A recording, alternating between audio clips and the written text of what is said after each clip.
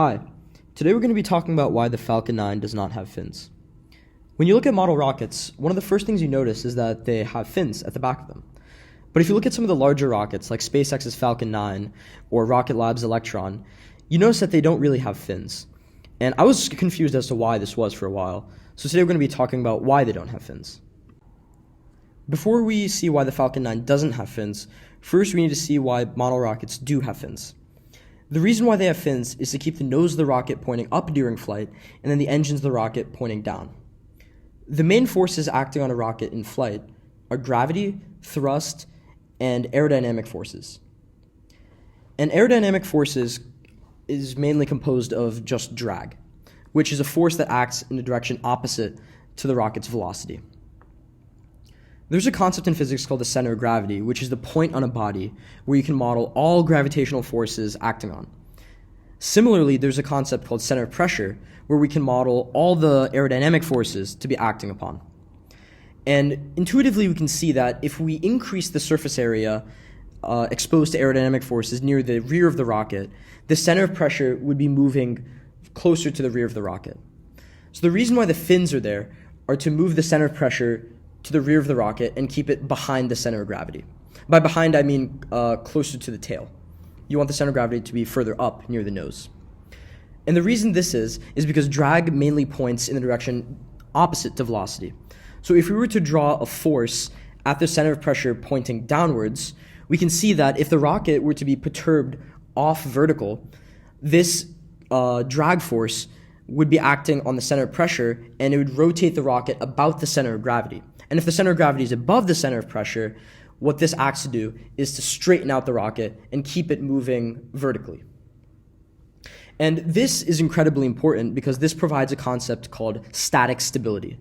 So the engines can just be fixed inside the rocket, and if it has fins, and if you were to just light the engines, we know that the rocket would be moving straight up and maintain stability, meaning its nose would continue to be pointing upwards. However, the rocket needs to be getting up to a certain speed before these fins become active.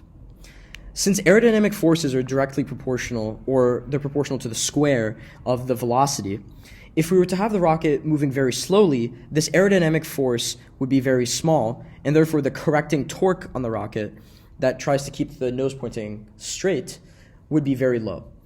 This is why model rockets or high-powered rockets have a restriction on how fast they must come off the pad. They must meet a certain minimum speed off the pad in order to maintain stability. A fully fueled Falcon 9 has a thrust-to-weight ratio of about 1.3.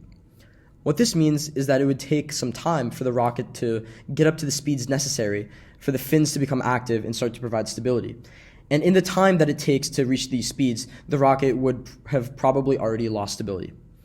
However, Falcon 9s do not lose stability off the pad, as you can see from the many successful launches, so clearly there's some other way that it's able to maintain stability. And the way it does this is by thrust vectoring. What thrust vectoring is it's a method that allows you to change the angle that the thrust vector is being applied. In most model rockets, your engine is completely fixed to the rocket, so it can only provide a force along the long axis of the rocket. However, in thrust vectoring, you're able to tilt the nozzle or gimbal the nozzle in a way that you can change the angle of this thrust vector. And what this allows you to do is to provide a restoring torque on the vehicle. So if the rocket were to become slightly off vertical, you could tilt the engine in the opposite direction to provide a restoring torque, allowing it to realign itself with the up direction. And what this thrust vectoring allows the Falcon 9 to do is to maintain stability off the pad, and since it has this thrust vectoring, it doesn't really have the need for fins. One interesting case of an orbital class launch vehicle that does have fins is Virgin Orbit's Launcher 1 rocket. This rocket is air-launched, so it is attached to the wing of a 747 in flight, and it is then dropped, allowed to glide for a little bit, and then the engines are turned on and it's off on its way to space.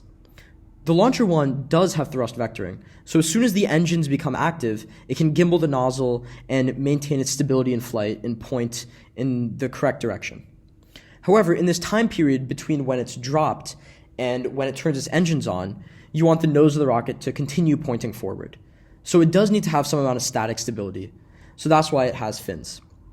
And the great thing is that since it's already attached to a 747 and already has all that forward velocity, as soon as it's dropped, the rocket is moving so fast that the fins are already active and it's already able to maintain stability. Thank you for watching my video. Let me know if you have any questions down in the comments.